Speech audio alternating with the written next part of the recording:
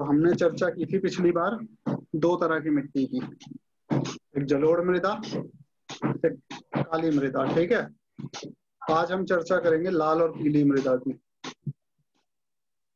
लाल और लाल और पीली मृदा। ठीक है, तो अब लाल मिट्टी जो है, लाल मिट्टी वो दक्कन के पठार के पूर्वी और दक्षिण हिस्से में रवेदार आग्नेय चट्टानों पे कम वर्षा वाले भागों में विकसित हुई है, जहाँ बारिश कम होती है। कम बारिश होने की वजह से लाल पीली हो जाती है थोड़ी। ये लाल और पीली, ये जो तुम्हें ये रेड वाला पोर्शन दिखाई दे रहा है,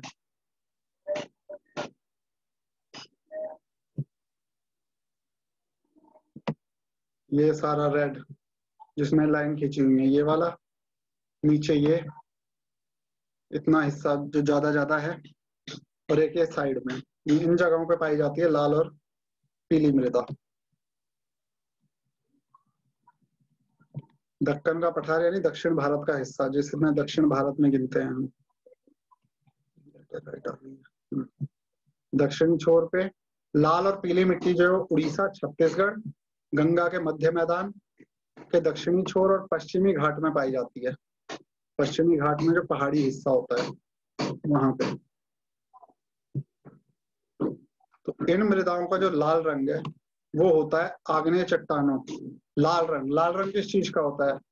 लोहा होता है।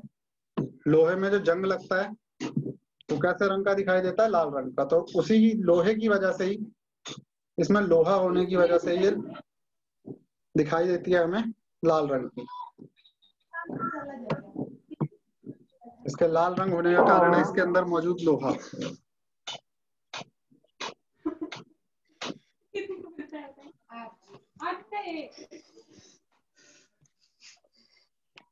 ये है लाल मिट्टी, लाल और पीली मिट्टी। अगली आती है जिसकी बारी,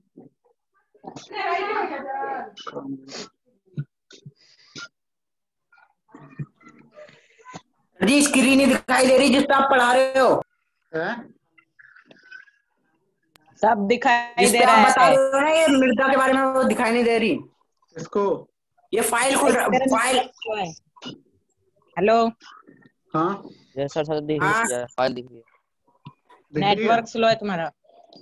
दिख रही है? यस सर, शुरू से ही दिख रही है। इनका नेटवर्क स्लो है। अब आगे बढ़ते हैं, हम लैटेराइट मृदा पे आते हैं। लैटेराइट जो शब्द है वो बना है ग्रीक भाषा के लेटर शब्द से।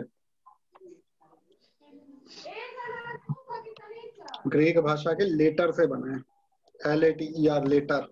और इसका मतलब होता है ईंट। ग्रीक भाषा में लेटर का मतलब होता है ईंट। तो लैटेराइट मिट्टी का नाम से समझ आ गया होगा कैसी मिट्टी होती है, कुछ ईंट के रंग की। लैटेराइट मिट्टी जो होती है वो विकसित होती है उच्च तापमान वाले, जहाँ बहुत ज्यादा तापमान हो और बारिश भी बहुत ज्यादा हो। तो वहाँ गर्मी की वजह से ऊपर की जमीन सूख जाती है, और उसके सूखने की वजह से बारिश जब होती है तो वो ऊपर की परत को हटा देती है, जिससे ये लैटेराइट मिट्टी बनती है। भारी वर्षा से निक्षालन की वजह से बनती है ये। भारी वर्षा जो ऊपर को साफ कर देती है, ऊपर की परत। तो अब क्योंकि ये लैटेराइट मृदा है तो इसमें ऊपर की परत बारिश से साफ हो गई, तो इसमें ह्यूमस की मात्रा जो होती है वो कम होती है, क्योंकि ज्यादा तापमान जो हो जाता है उसकी वजह से वो बैक्टीरिया जो जैविक पदार्थों को अपघटित करते हैं वो नष्ट हो जाते हैं। लैटेराइट मृदा पे ज्यादा मात्रा में जब हम खाद का इस्तेमाल करें, और रासायनिक क्षेत्रों में नमक जो है वो इतना ज्यादा है कि कुछ इलाकों में झीलों से वाष्पीकृत करके नमक भी बनाया जाता है खाने का। ऐसा राजस्थान में देखने को मिलता है। राजस्थान में जहाँ लूनी नामक झील है वो भी इसी इलाके में है। शुष्क तापमान मतलब सूखे जलवायु होती है और ज्यादा तापमान होता है, जिसकी वजह से जल वाष्पन ज्यादा होता है। और इस मिट्टी में 2 मिनट जरा, इधर आते हैं हम नीचे पहले। खाद और उर्वरक डाल के इस पे हम खेती कर सकते हैं। ये जो मिट्टी होती है वो मुख्य तौर पे पाई जाती है कर्नाटक, केरल, तमिलनाडु, मध्य प्रदेश और उड़ीसा, इसके अलावा असम के पहाड़ी इलाकों में। ठीक है। मृदा संरक्षण की अगर हम उचित तकनीक का इस्तेमाल करते हैं तो इस मिट्टी पे कर्नाटक, केरल और तमिलनाडु, इन तीनों राज्यों में चाय और कॉफी उगाई जाती है इस मिट्टी का उपचार करके, अच्छी तरह तकनीक अपना के। इसके अलावा तमिलनाडु, आंध्र प्रदेश और केरल की लाल लैटेराइट मिट्टी जो होती है वो काजू की फसल के लिए उपयोगी होती है, उस पर काजू की खेती की जाती है। इसके बाद आती है मरुस्थलीय मृदा। ये आई है मरुस्थलीय मृदा। मरुस्थलीय मृदा कहाँ पाई जाएगी, नाम से ही पता चल रहा है, हमारे देश में मरुस्थल एक ही जगह है, राजस्थान में। तो ये मिट्टी जो है वो मरुस्थल में पाई जाती है। इस मिट्टी का रंग जो होता है वो लाल भूरा होता है। ये मिट्टी जो होती है वो आमतौर पे रेतीली और लवणीय होती है। रेतीली, एक तो रेत होता है, दूसरा इसमें नमक होता है। तो इसलिए कुछ जगहों पे इसके नमक इतना ज्यादा है कि उसका नमक बना लिया जाता है और खाने का नमक तैयार कर लिया जाता है। स्क्रीन पे बुक नहीं दिख रही है, स्क्रीन पे बुक नहीं आ रही है। किसको नहीं दिख रही? किसको नहीं दिख रही? जी हमें, सर जी मुझे भी नहीं दिख रही। तब तक दिखेगी नहीं किसी को। है? Share screen. हाँ, एक बार फिर शेयर कर देता हूँ मैं। Yes sir. फिर देखते हैं।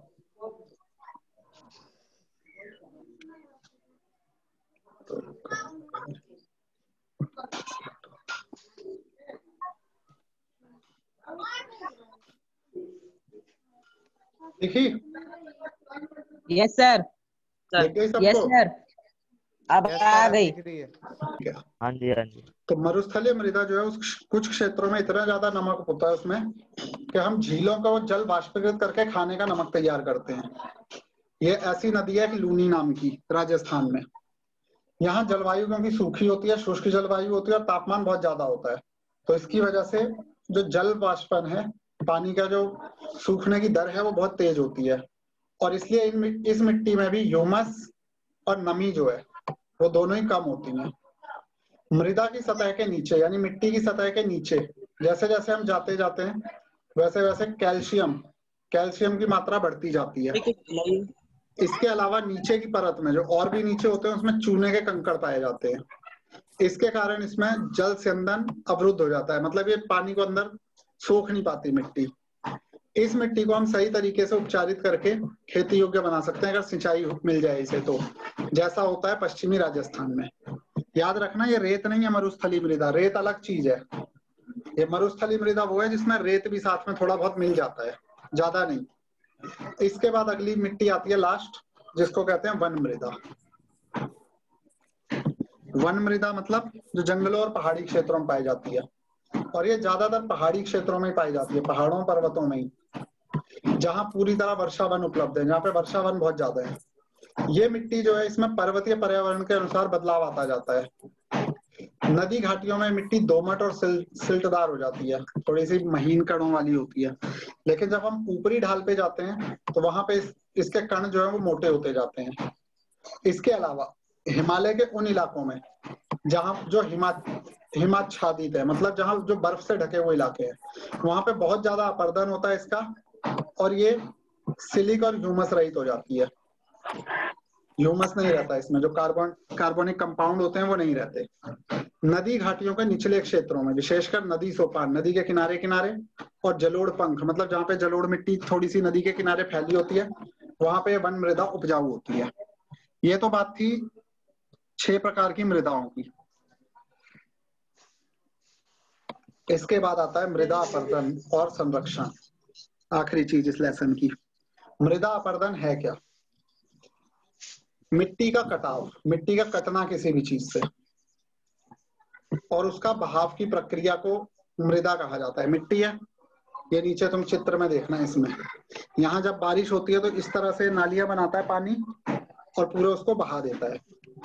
या फिर ये जो दूसरा चित्र है, ये इसमें दिखाया गया है जब नदियों में मिट्टी होती है वो किनारों को काटना शुरू कर दे, तो इस क्रिया को कहा जाता है अपर्दन। अपर्दन जो है वो अपर्दन और उसका निक्षेपण, मतलब जमा होना मिट्टी का और अपर्दन होना एक साथ चलता है और दोनों में संतुलन बना रहता है। लेकिन जो मानवीय क्रियाएं हैं, कुछ मानवीय क्रियाएं हैं जैसे वनोन्मूलन, मतलब जंगलों का कटाव, पशुओं को बहुत ज्यादा चराना, निर्माण करना या फिर खनन, खदानें वगैरह खोदने से संतुलन भंग हो जाता है। और प्राकृतिक तत्व जो हैं, प्राकृतिक तत्व में आते हैं पवन, हिमनदी और जल मृदा। 3 चीजें हैं ये। एक तो मानवीय क्रियाएं, दो चीजों से अपर्दन होता है। पहली मानवीय क्रियाएं, मानवीय क्रियाओं में आ गए वनोन्मूलन, अति पशुचारण, निर्माण और खनन। जबकि जो दूसरे तत्व हैं प्राकृतिक तत्व, दूसरे होते हैं प्राकृतिक तत्व। अब प्राकृतिक तत्वों में 3 चीजें होती हैं, पवन, हिमनदी या जल। पवन मतलब हवा, हिमनद होती है जो ग्लेशियर होते हैं, जिन्हें ग्लेशियर के नाम से जानते हो तुम लोग, वो हिमनद होते हैं। और तीसरी जल मृदा। जल जो है वो मिट्टी को काटना शुरू कर देते हैं। बहता हुआ पानी जो है, बहता हुआ पानी मिट्टी की जो होती है उसको काटते हुए गहरी नालियां बनाता है, और इन नालिकाओं को कहते हैं अपर्दन। ये है अब नालिका अपर्दन। ये इस चित्र में ये छोटी छोटी नालियां दिखाई दे रही होंगी तुम लोगों को। एक ये है, ऐसे आ रही है, एक ये है, ये नालियां बना देती है, इसे कहते हैं अब नालिका। और ऐसी भूमि जो जोतने योग्य, ऐसी भूमि जो बन जाती है जब बहुत सारी, तो वो जोतने योग्य नहीं रहती। और जब ये जोतने योग्य नहीं रहती तो इसे कहा जाता है उत्खात भूमि, बैडलैंड, उसे हम बैडलैंड कहते हैं। तो चंबल बेसिन, जो तुमने चंबल सुना है, क्या बोल रहे हो? तुमने चंबल सुना है, चंबल डाकू ये वाला बोल जो रहे इलाका नेटवर्क है, नहीं आ रहा है ऐसे कुछ। उस बेसिन में ऐसी भूमि को कहा जाता है खड्ड भूमि, क्योंकि वहां ये भूमि बहुत ज्यादा अपर्दन हो चुका है वहां, उसकी वजह से वहां बहुत ज्यादा ऐसे नालियां, बड़ी बड़े गड्ढे बन गए हैं। इसके अलावा जो पानी है, पानी कई बार क्या होता है, ढाल पे बहता है, किसी क्षेत्र में ढाल के साथ जब नीचे बहता है तो जो ऊपर के हिस्से की मिट्टी है, ऊपरी मृदा, वो घुलकर पानी के साथ बह जाती है। इस अपर्दन को कहा जाता है चादर अपर्दन या शीट इरोजन। ठीक है। पवन द्वारा मैदान या ये तो हो गया चादर अपर्दन होता है पानी से। पहले हमने चर्चा की पानी से ही अवनालिकाएं बनने की। दूसरी चीज थी चादर अपर्दन, जो पानी जब पूरी चीज को ले जाता है। तीसरा आता है पवन द्वारा। पवन द्वारा मैदान अथवा ढालू क्षेत्र से मिट्टी उड़ाने की क्रिया। हवा जब लगातार चलती है तो मिट्टी उड़नी शुरू हो जाती है हवा की वजह से, और उसे हम कहते हैं पवन अपर्दन।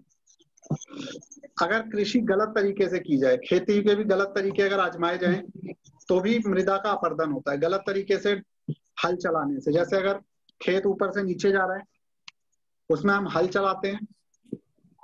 अभी देखते हैं हल को।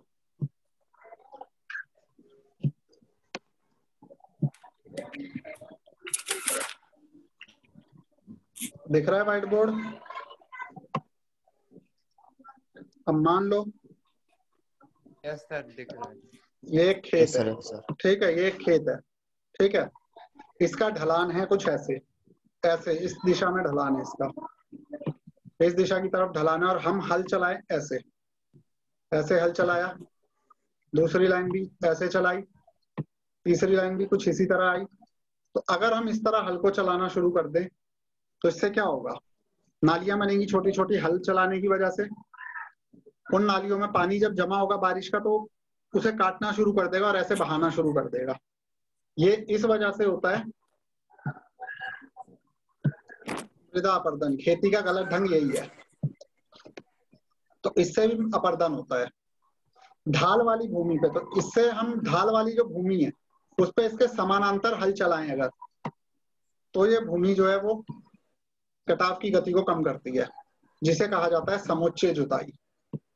या फिर जो ढाल वाली जमीन होती है उस पे किनारों पे बांध की तरह दीवारें बनाई जा सकती हैं, जिसे सोपान कहते हैं, जो मृदा अपर्दन को रोक सकता है। इसी तरह जो पश्चिमी हिमालय और मध्य हिमालय के क्षेत्र हैं, वहां पे सीढ़ीदार खेती काफी विकसित है। तुमने चित्रों में देखी होगी, या कोई पहाड़ों से आता हो तो उन्होंने वैसे भी देखी होगी। सीढ़ी नुमा खेत होते हैं, सीढ़ी की तरह, जो मृदा अपर्दन को रोकने में काम करते हैं। बड़े खेतों को पट्टियों में बांटा जा सकता है, और जो पट्टियां हैं वो जो बीच बीच में लाइनें की बनाई जाती हैं फसल के बीच, उन पे घास उगा दी जाती है ताकि पवन का बल कमजोर हो जाए। इस तरीके को कहते हैं पट्टी कृषि, स्ट्रिप फार्मिंग, जिसमें एक स्ट्रिप बना दी जाती है बीच बीच में।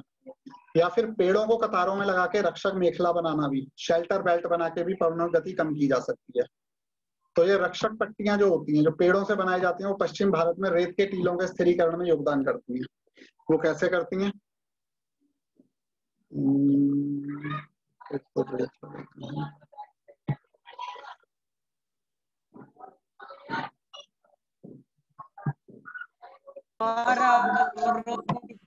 ये दिख रहा है साइड में, येलो पार्ट? नंबर पूछना है। ये येलो पार्ट दिख रहा है तुम्हें साइड में? आवाज भूल गए क्या?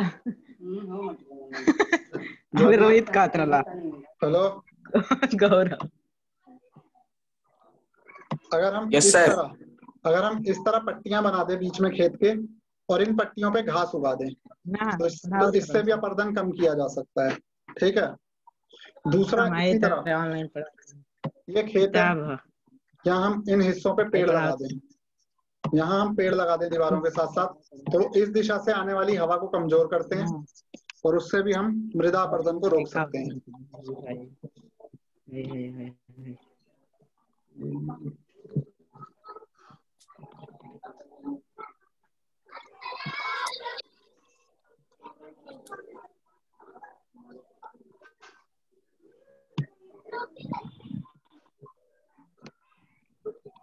उसके अलावा अब आती है भारत में, ये थोड़े से एक्स्ट्रा फैक्ट दिए हैं जो पर्यावरण की दशा को बताते हैं।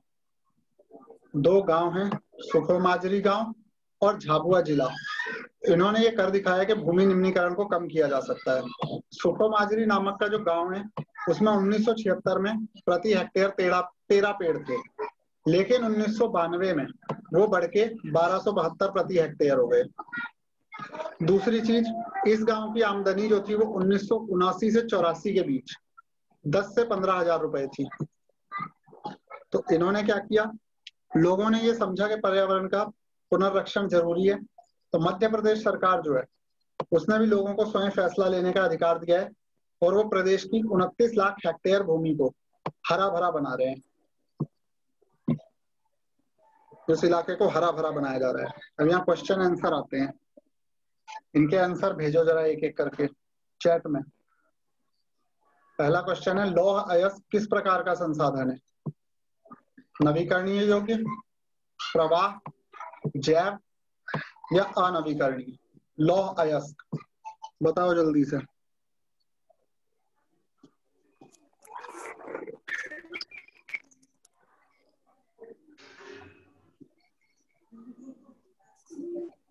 लौह अयस्क बताना है, लौह अयस्क।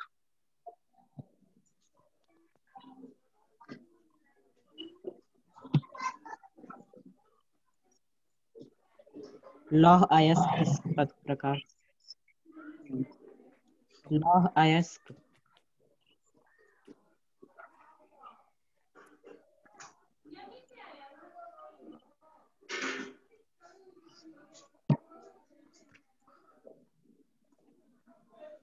अभी तक एक ही जवाब आया है।